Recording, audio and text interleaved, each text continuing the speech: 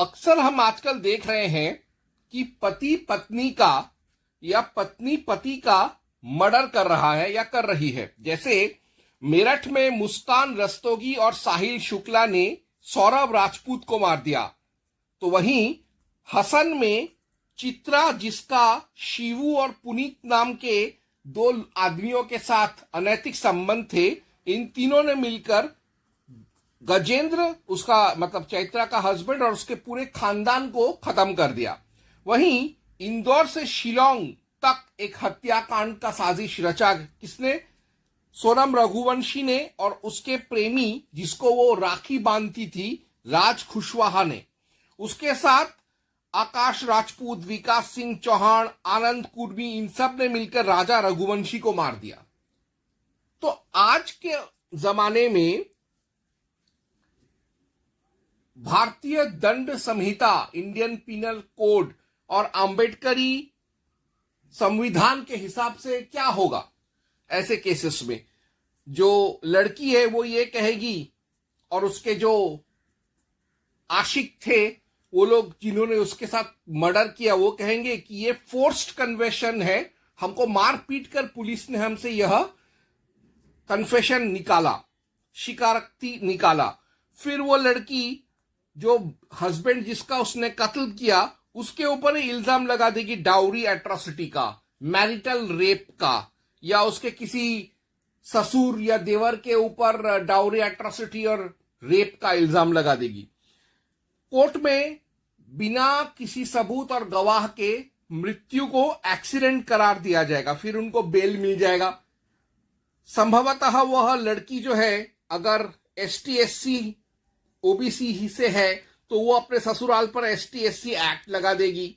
फिर भीम आर्मी आ जाएगा। उनके साथ साथ आजकल तो नारीवादी संगठन ऐसे महिलाओं का समर्थन भी करते हैं, आर्टिकल्स वगैरह लिखते हैं उनके पक्ष में। उसके बाद लड़की के जो घर वाले हैं, वो लोग लड़के के घर वालों को, दिवंगत लड़के के घर वालों को डरा धमका कर उन पर राजनीतिक, सामाजिक और पुलिसिया दबाव डालकर केस को खत्म कर देंगे। तो मैं ये नहीं कह रहा हूं कि सिर्फ मर्द ही मर रहे हैं, औरतें भी मर रही हैं। जैसे अभी हाल ही में एक केस आया था वाइजैग में, जहां पे एक हस्बैंड ने औरत को मार दिया था। तो ऐसे केसेस में भारत का जो संविधान है और भारतीय न्याय संहिता है, उसका एक खास किस्म का जजमेंट है। लेकिन मनुवाद इन सिलसिलों में क्या कहता है? मनुवाद क्या क्या विचार है? सबसे पहले मैं ये देखूंगा कि अगर किसी पति ने किसी स्त्री का हत्या किया, अपने बीवी का हत्या किया, तो मनु क्या सजा देता है। तो इसके लिए मैं पढ़ूंगा मनु 9.232, जो ये कहता है डेथ टू वुमेन्स किलर। तो मैं अभी वो श्लोक पढ़ने वाला हूं।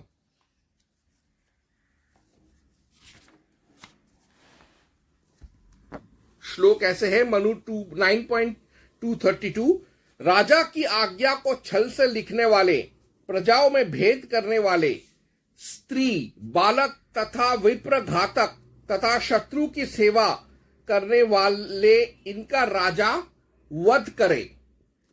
आगे मनु 8.352 कहता है ट्रैफिकर्स एंड रेपिस्ट्स डाई। मनु 8.352।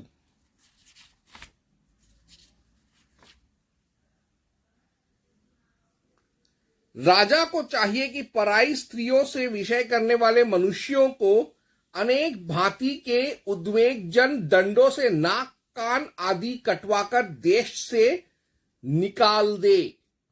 तो जो लोग बलात्कार करते हैं, जो लोग औरतों का यौन शोषण करते हैं, उनको बेचते हैं, उनके लिए यह सजा है।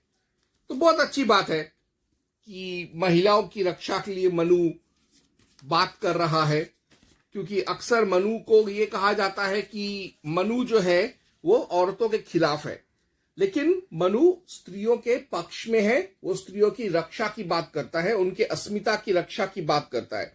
लेकिन मनु इस सिलसिले में ये कहता है कि Manu protects ladies not rakshasis. Manu गृह लक्ष्मियों के समर्थन में है, गृह देवियों के समर्थन में है, छिनालों और राक्षसियों के समर्थन में नहीं है।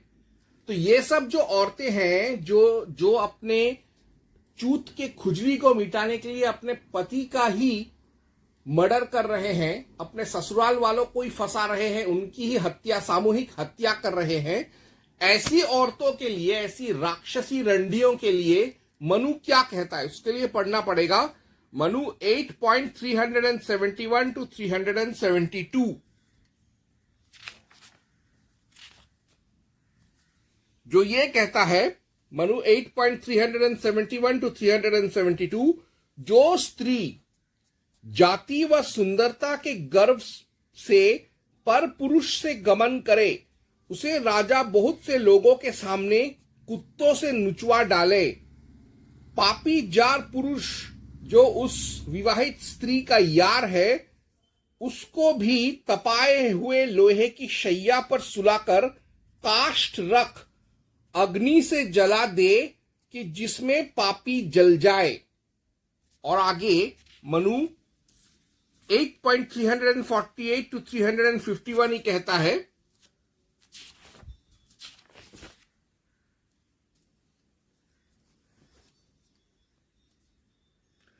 जब द्विजों के धर्म का मार्ग रुके अथवा समय के प्रभाव से आश्रम वालों का वर्ण विप्लव होने लगे, उस समय अपनी रक्षा के लिए तथा दक्षिणा, धन, गौ आदि हरने के समय युद्ध में स्त्रियों तथा ब्राह्मणों की रक्षा के लिए द्विजाति भी शस्त्र ग्रहण करें, क्योंकि धर्म के युद्ध में शत्रुओं को मारता हुआ कोई दोष का भागी नहीं होता।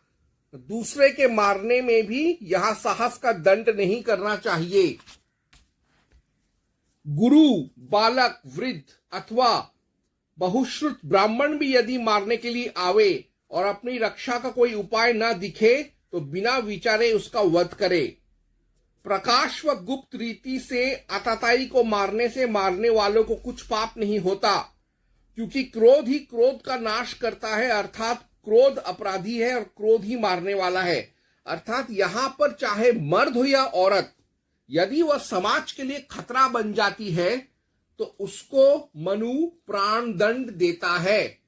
तो ये सारे जो मुस्कान रस्तोगी, चैत्रा, सोनम रघुवंशी हैं, यदि यह मनु के समय में पैदा हुए होते तो इनको जिंदा कुत्तों के सामने भरी महफिल में फेंक देते, ताकि कुत्ते नोच नोच कर इनको टुकड़े टुकड़े करके खा जाए। और इनका मदद करने वाले हर एक राज खुशवाहा और साहिल शुक्ला को जिंदा जला देते, जब तक कि उसका मज्जा तक राख नहीं बन जाता, जब तक कि उसका खोपड़ी भी राख नहीं बन जाता, तब तक हड्डी साले सब गल नहीं जाते, लोहे के धधकते हुए बिस्तर पर लिटाकर उनको जला देते। तो ये है पार्थकता, मनुवादी कानून और आधुनिक संविधान और भारतीय दंड नीति का। आप भारतीय दंड नीति के हिसाब से आप जुर्म करके, पाप करके बच सकते हो, लेकिन मनुवाद का सिस्टम इतना स्ट्रांग था कि इसमें जो पनिशमेंट था, इसमें जो न्याय दिया जाता था, इसमें जो दंड दिया जाता था, वह इतना विभत्स होता था कि लोग यह पाप या जुर्म करने से पहले 100 बार, करोड़ों बार सोचते और उनका आत्मा कहता कि नहीं बाबा मत करो। तो वो पार्थकता मैंने आपको छोटे से एक चलचित्र के माध्यम से समझा दिया। ओम हनुमते नमः।